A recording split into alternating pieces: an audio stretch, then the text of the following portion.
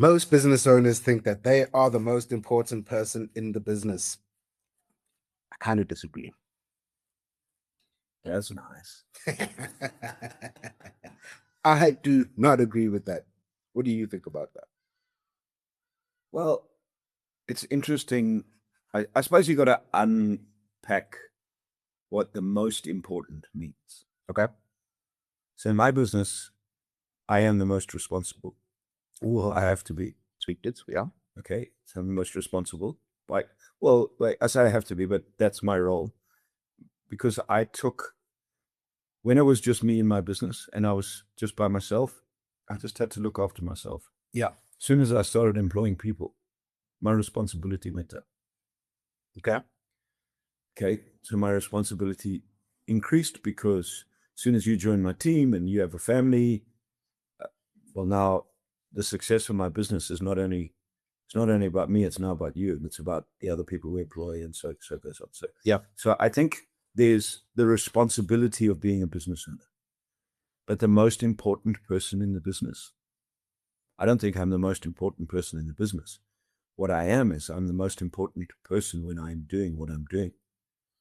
But I don't run our podcasts. I don't do all the editing. I don't do the cutting. I don't do social media. So in that moment, for you to deliver on what you have to deliver, you're the most important person in the business. Done. When we are having events, whoever in our team is packing for events or managing the event or following up is the most important person in the business. So when we get absolute clarity on whose role, who has what role, what that role is and what those functions are, and how all those roles and functions tie into each other.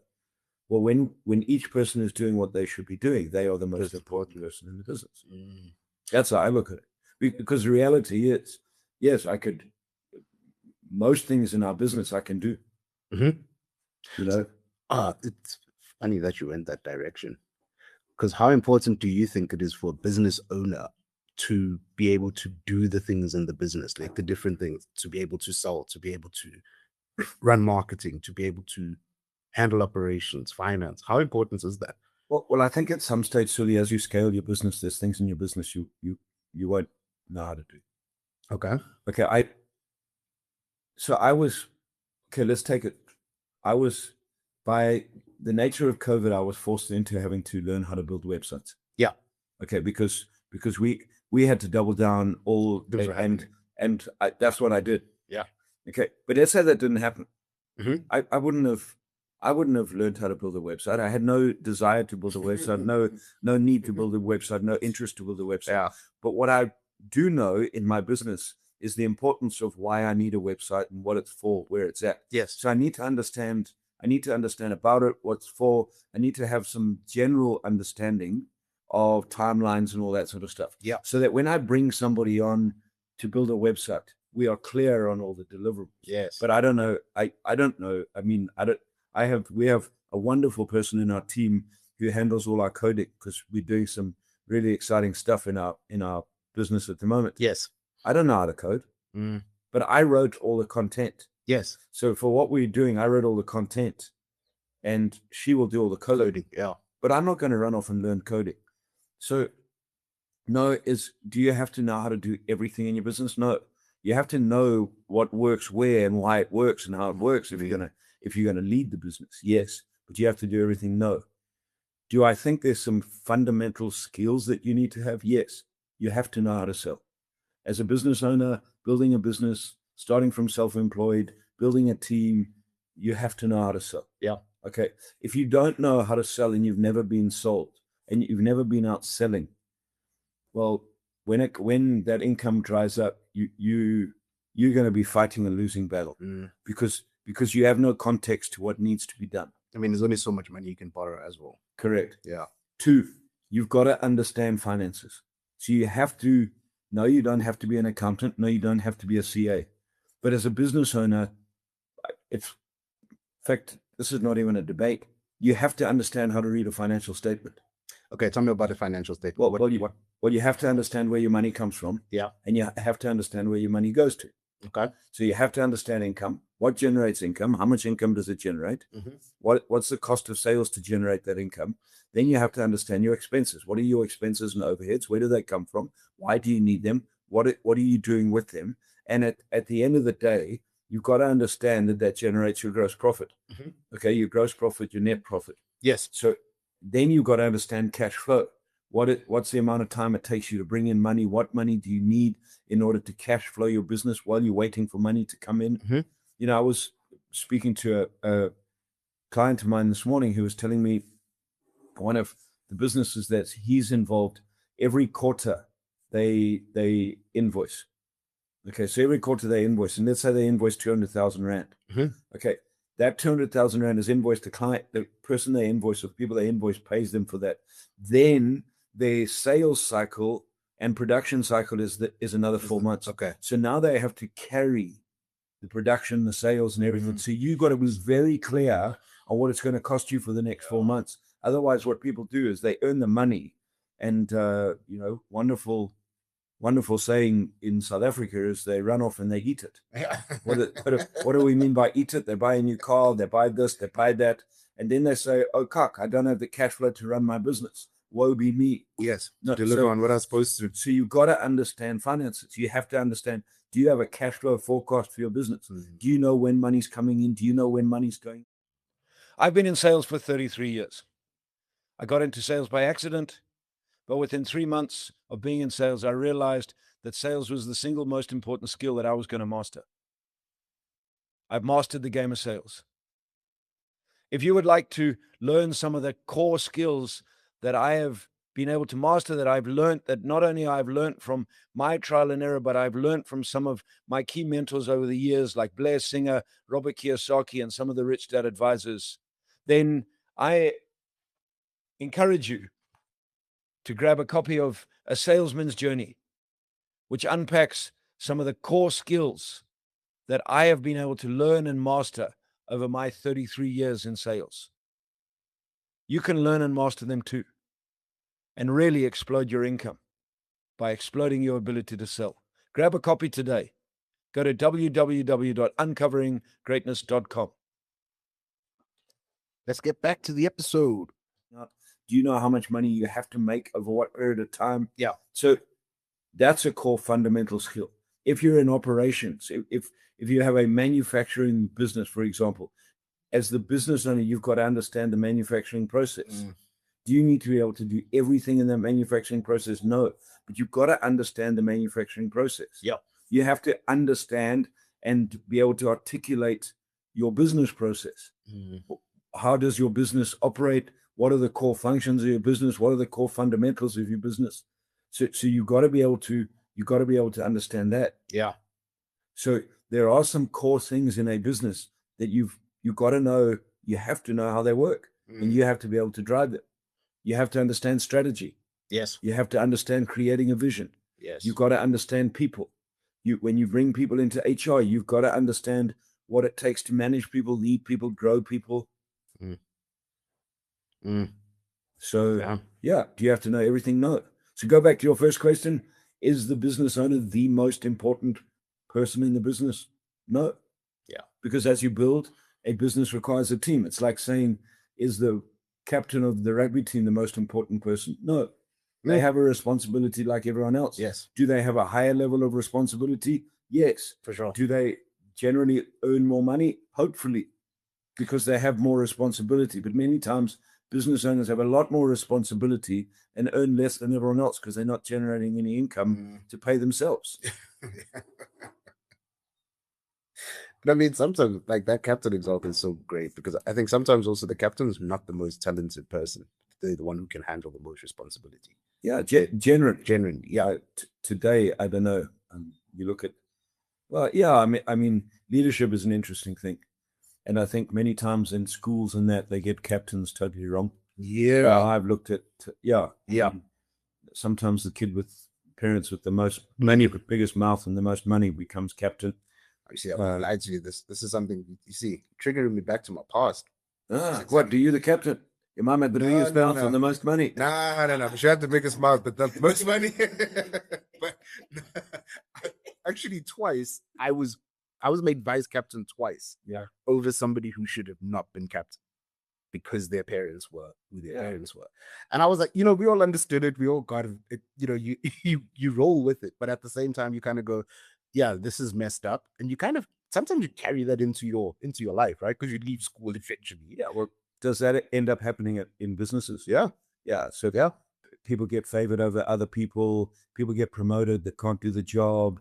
People get promoted because their boss can control them better than the person that should have the job, because the person that should have the job, the boss is scared that they'll override their, all that sort of stuff. And I've been the favorite in this business because we tell jokes.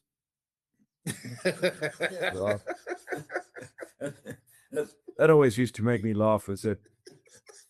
So he's my favorite because we tell jokes. So bloody boring. I'm sure I'm good at one thing at least. How much else we have for jokes? Yeah, well, we do talk shit. Yeah, get shit done sometimes. No, so but it's interesting people's perception. Yeah, in terms of how they think. So yeah, when it comes to that, it's also as a business owner. I mean, I don't run our business. Nicole runs our business. Yeah, right? Because she's a lot more structured than me. She's a lot more a lot more focused in terms of driving the nitty gritty in the business than I am. I'm a big picture player. Yeah, let's go. I'm always on the go. Always. So great. So what? I must give myself the title of CEO so that it makes me feel good. No, I'm as our business grows, and if we require a CEO, I ain't going to be the CEO of my business. I saw this quote from Gino Wickman. He said, "A visionary without an integrator is chaos. An integrator without a visionary is boring." Correct. I knew you'd like that one. I knew you'd like the last part. This guy. So, but that is it. So, am I the most important person in my business? No, I started the business. I'm the founder of the business. Yeah. Am I the core driver of the business? Hell yes. Yes. Okay, but it doesn't make me the most important. Okay, because the reality is when I'm in Zimbabwe in a couple of weeks' time, or when I'm in Botswana, or wherever I'm traveling, teaching and training, when I'm there, I mean, next week I'm out of Joburg for a whole week. Yeah. Okay. Well, who runs the business? Nicole. Yeah. Yeah. And drives the team and holds things together. So in that moment, doesn't matter how much my ego thinks I'm the most important. I'm not, actually, because I'm out doing what I do to generate income, to train our clients, to work with our clients, fulfilling my part of the business. Now, if I'm not fulfilling my part of the business, does the business function? No. But if Nicole's not fulfilling her part of the business doesn't function. If you're not fulfilling your part, the business doesn't function, and so on and so on. So as a business owner, I think some of the word you said there, how do you move the ego aside? You work on yourself, man. I mean, ego steps in. Ego always steps in. There's a wonderful book I love by a guy called Ryan Holiday.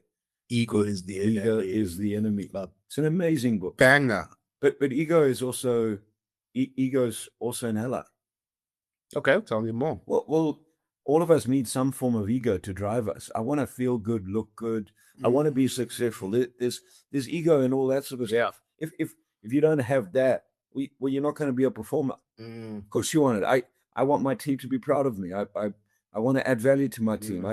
So I want to do all those type of things. But when the ego becomes too big and it's like, I am the business and you guys, then that creates problems. Yeah. How do I know that? Because we've all been there, I've been there. Whereas, and when you step back and go, okay, no, I'm not the most important. But what needs to be done in the business? Does it make sense? Yeah. And when you're driving that, every single person but I mean, when every single person is in exchange, and what does exchange mean? We are all doing what is agreed to be done and delivering. Yes. Your business functions. If we have, that's just, if we employ junior salesperson. Am I more important than the junior salesperson? No. That junior salesperson is doing something that I don't want to do. They become, they're not So even when they're doing yeah. what they're doing, they are important. And do I carry more responsibility? Yes. Fair A enough, lot. of course. Am I more accountable? I can hope so, because I own the business.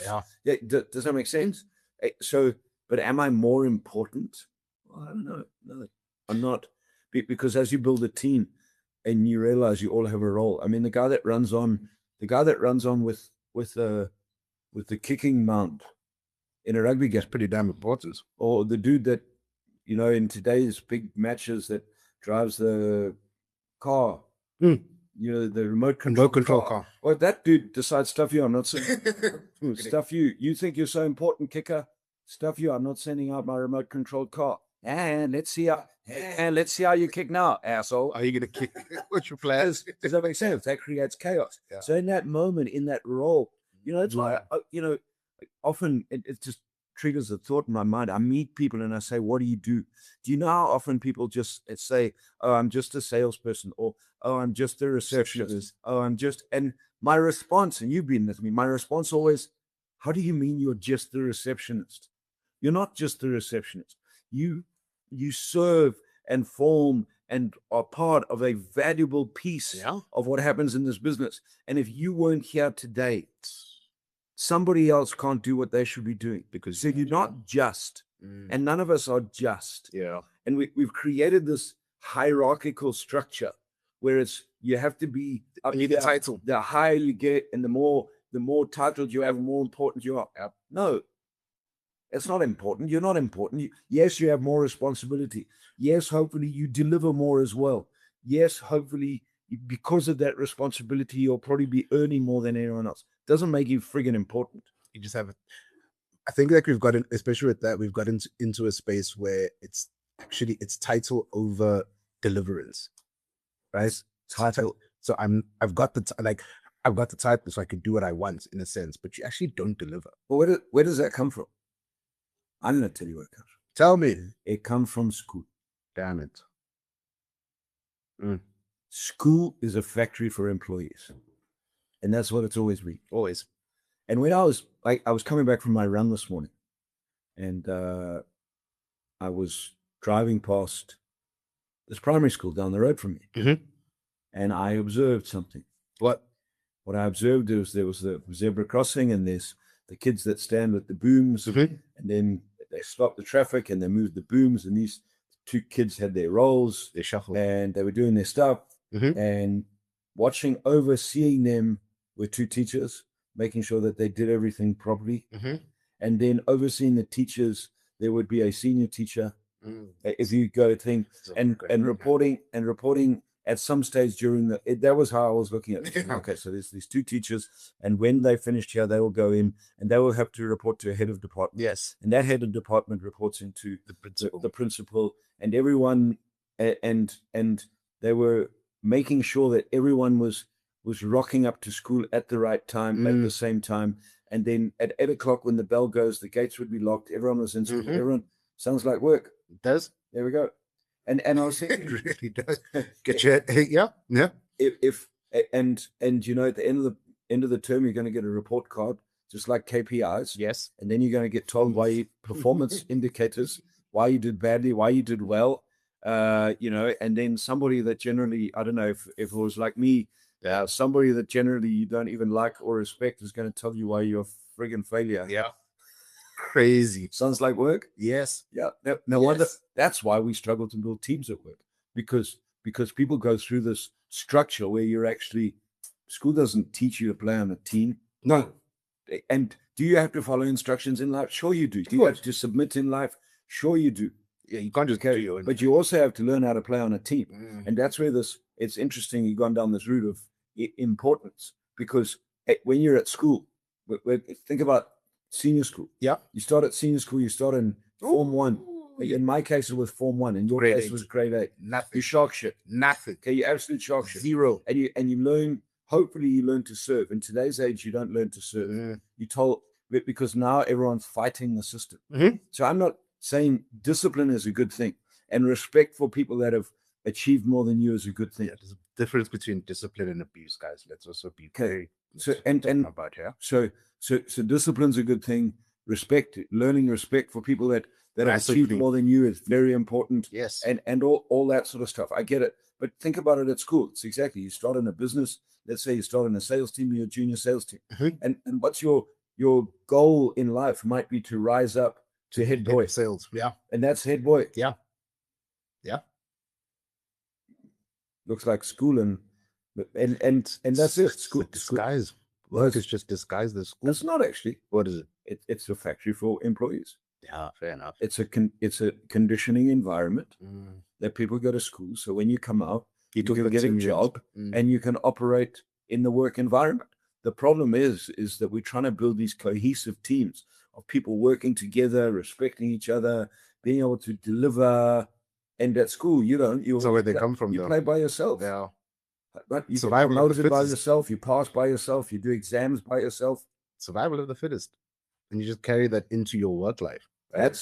That's why building a team in a business is so hard. Do you want to build a great business? Well, I've always wanted to create greatness in my businesses.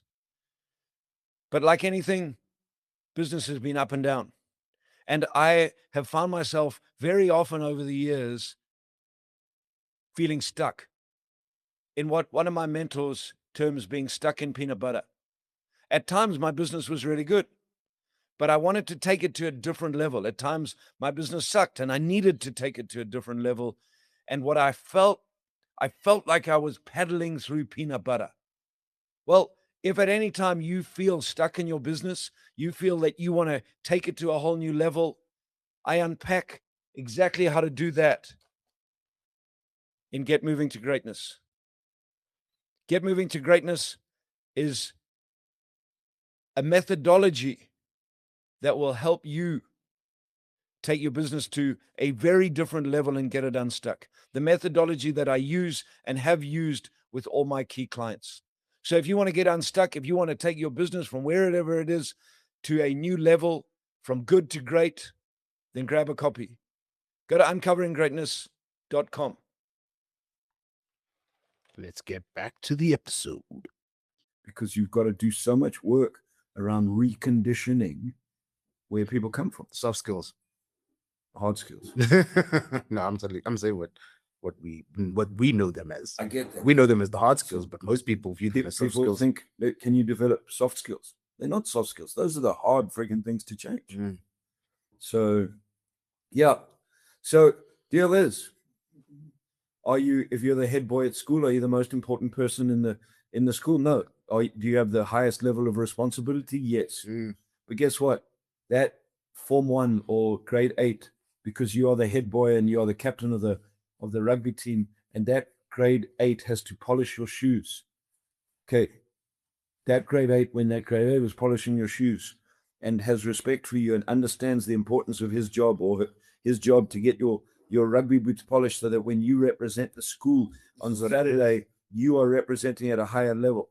That little grade 8 is the most important person in that moment doing your shoes. Are you treating them with respect? Yeah. You see, there's discipline. That grade 8's got to do their job because that's their job. Yes. And they're going to get rewarded accordingly. I get that.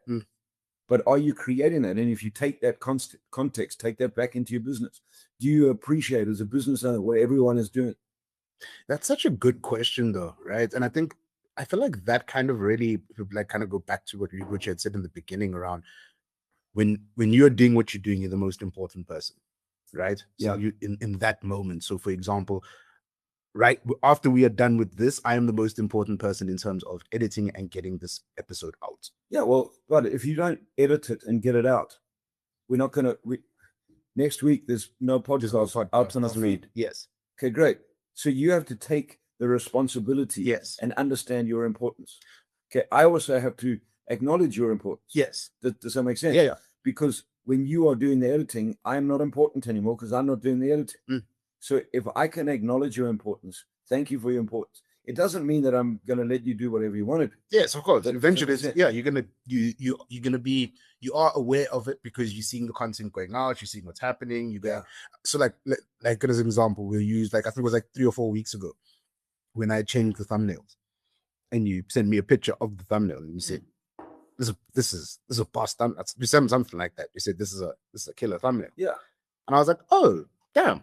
Yes, I know that you are seeing this stuff, and I know that you are noticing what's happening, or you're very much aware of it."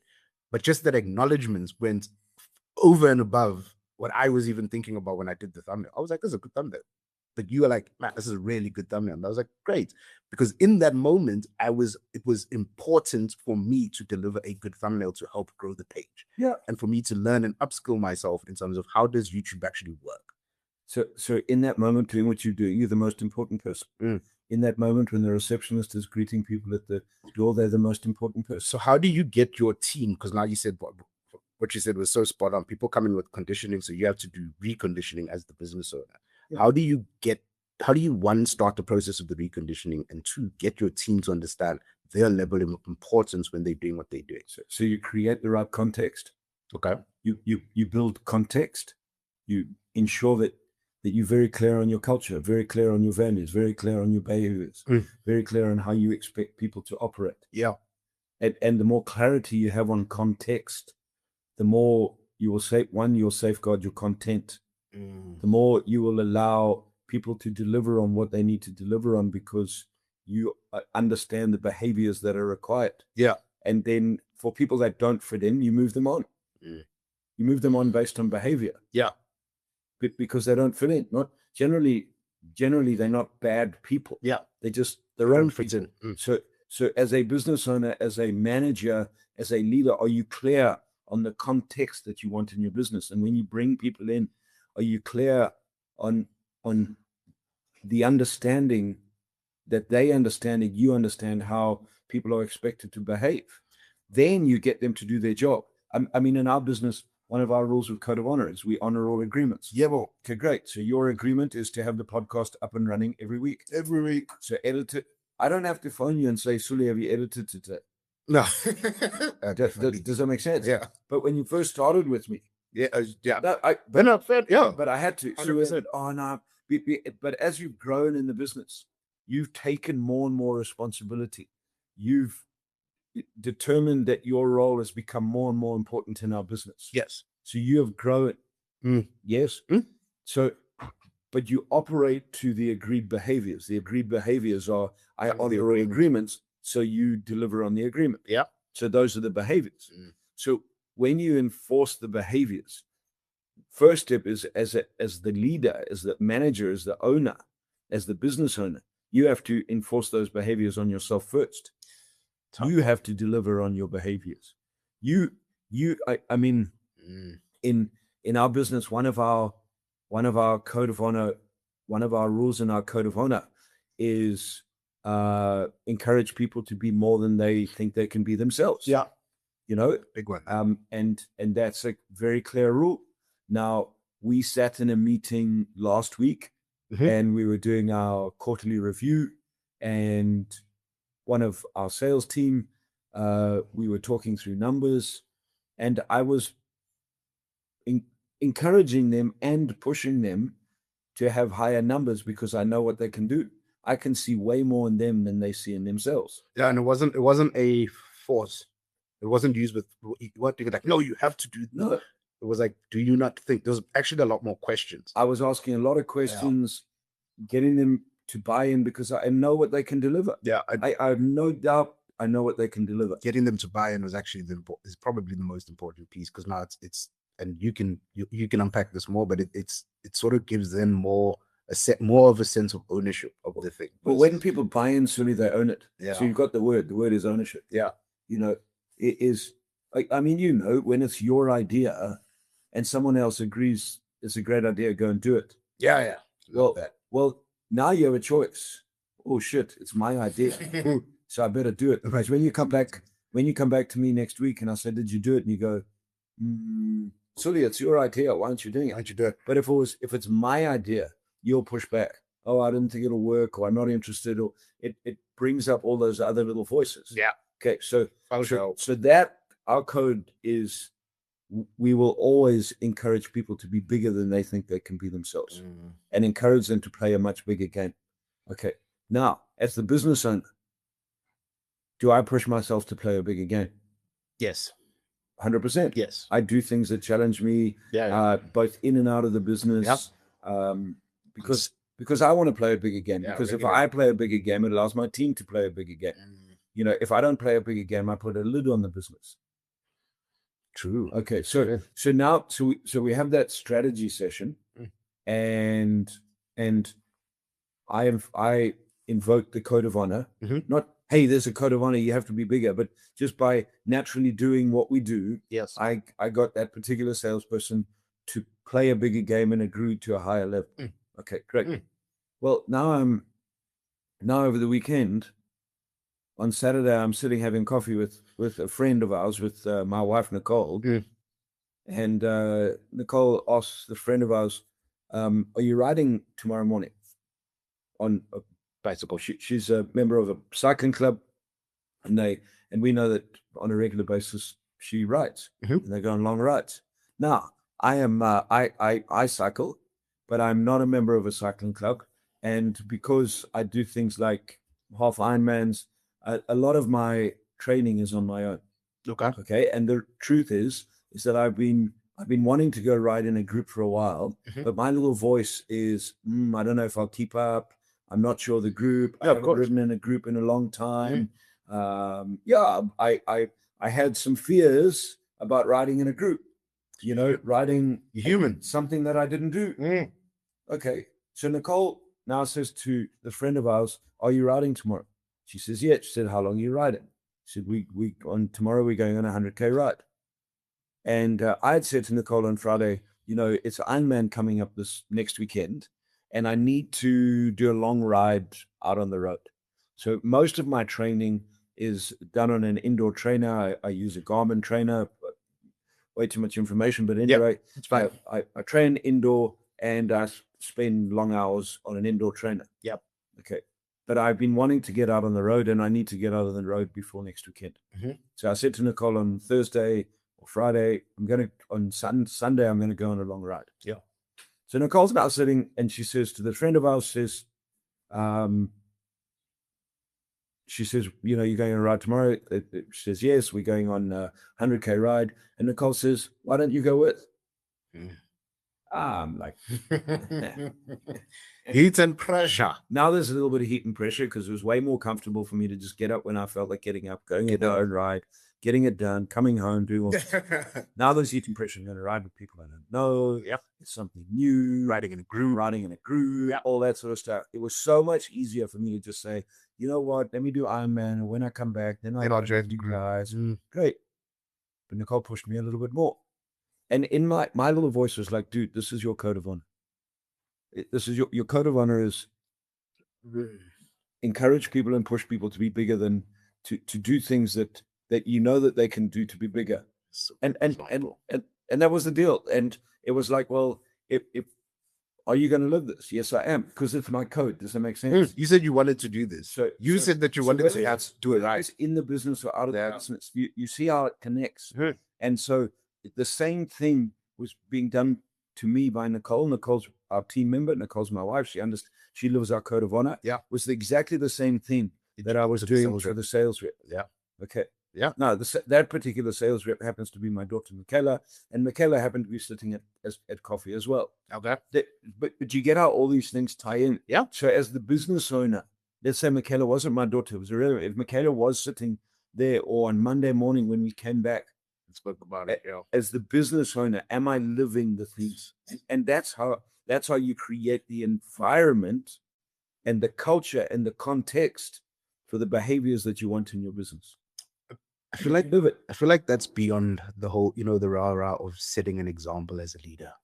As a leader, you need to set an example. But okay, cool.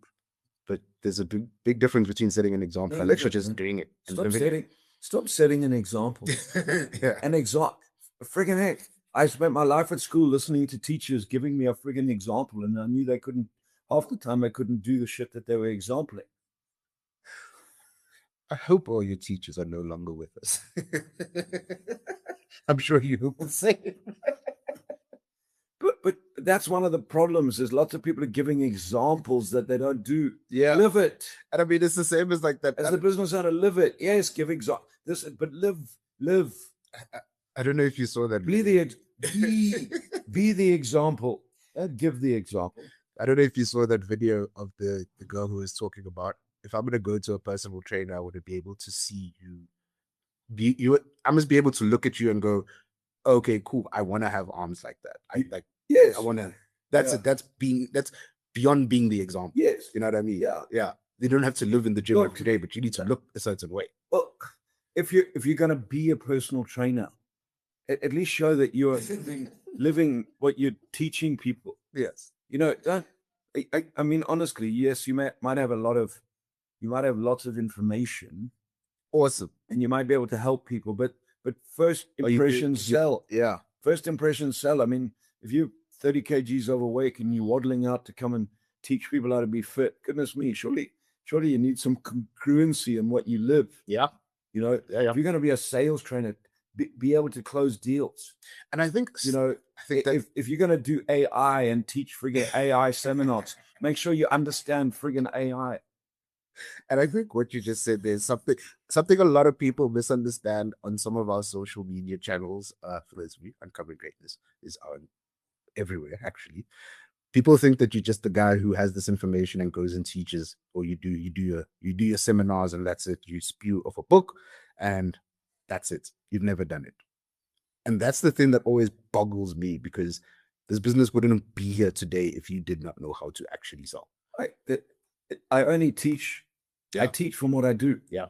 And one of my rules is that if I'm going to introduce any new systems, processes to my clients, I put it into my businesses first. Yeah. I put it into my businesses first, test it, friggin' run it through, learn how to do it before I put it in there. I don't teach anything in sales that I don't do. I don't teach anything in mindset that I don't do. Yeah. I don't teach anything around little voice that I don't do. No. I don't teach Robert Kiyosaki stuff that I don't do. No. Am I the wealthiest person in the world? Definitely not. No. Yeah, but I apply everything. I apply everything that I teach. Does that make sense? Yeah. Because for me, that's congruency. In the training world, I mean, goodness me, it's so, once you become a trainer, goodness me, you can take any book and do some nice PowerPoints and stand up at the front. And if you can deliver, everyone thinks you're the guru. Yeah, I think it's like this. That's just, you do what you want to do. Yeah, that's not how I play the game. And I think it's like, for me, it's very... Drop out of my cove on it. Yes. It's very similar to the example you always give about marriage counselors who've never been married. I think someone once said to me that they wanted to be a trainer, and I was like, great. And I said, what are you going to train? And they said, I can train anything. I said, okay, good. And they said, yeah, you know, I've learned how to be a trainer, and I was in the corporate world. Now they wanted to run their own training business. Okay. So I said, cool. And they told me, no, I've developed this program. So I said, where did you get? Oh no, I read that book, and I put a program together. I said, okay, good. What's your favorite thing to train on? And they said, relationships. And I said, anything in particular? And they said, yes, marriage. I said, wow, awesome. And how long have you been married? No, I've never been married. And I'm like, so you expect that a married couple is going to come to you to learn how to fix their marriage, how to have a great marriage, and you've never been married in your life? Yeah.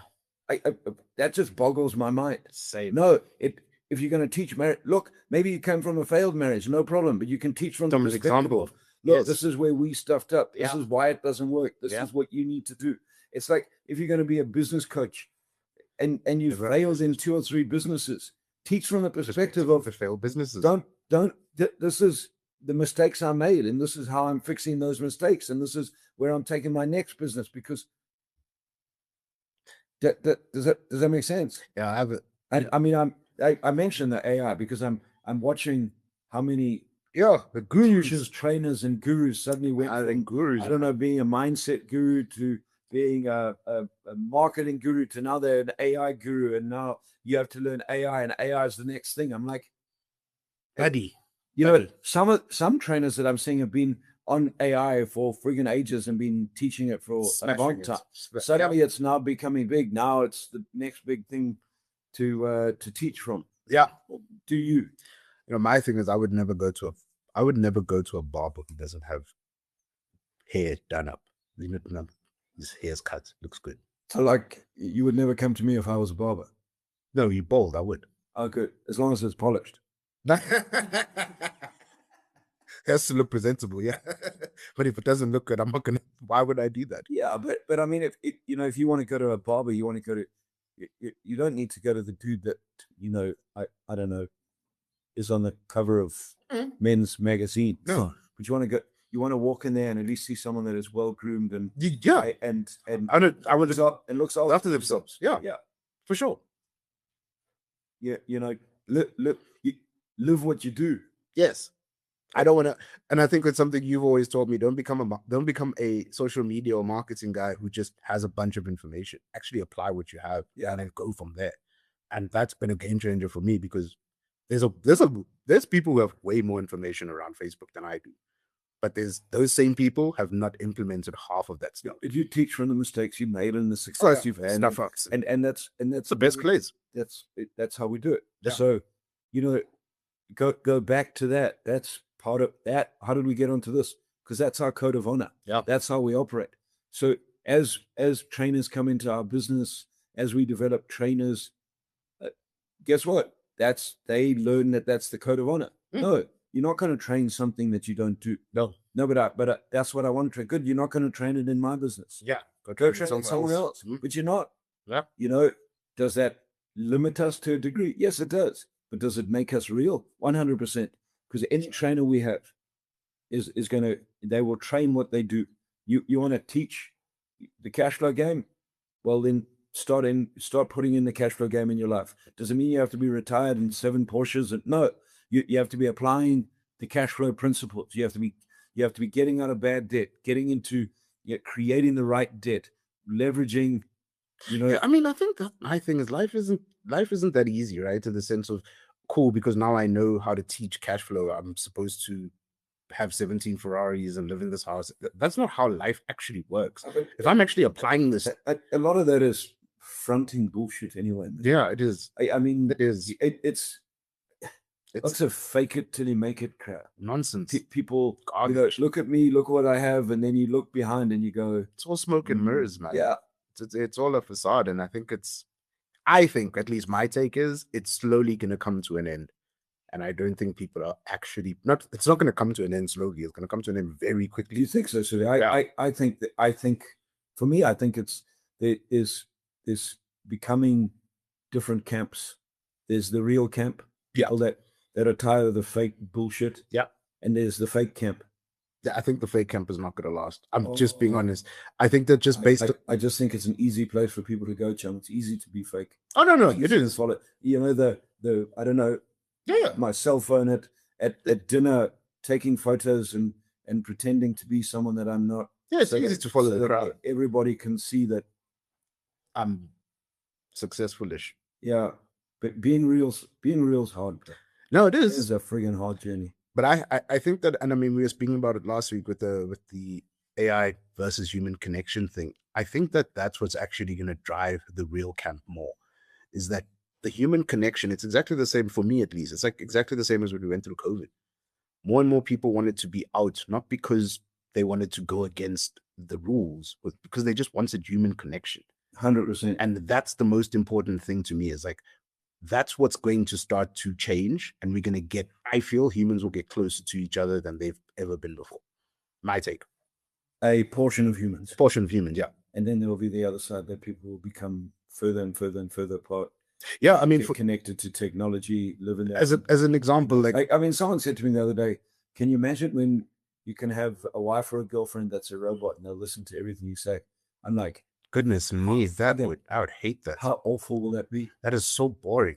Like, for me, that's just boring. No, but how awful will that be? It would suck. Get home, my dinner's was that all you want out of your life? I actually sometimes don't like it, but my wife agrees with everything I say. That's when I know something is wrong. But Chum, I know in your marriage she doesn't agree with much of what you say. Hell no. And when she does, I'm like, something is not right here. Like, what is great? What is it? What do you want? What did you do? Ladies and gentlemen, this has been the Uncovering Greatness podcast. Thank you for watching. See you guys next week.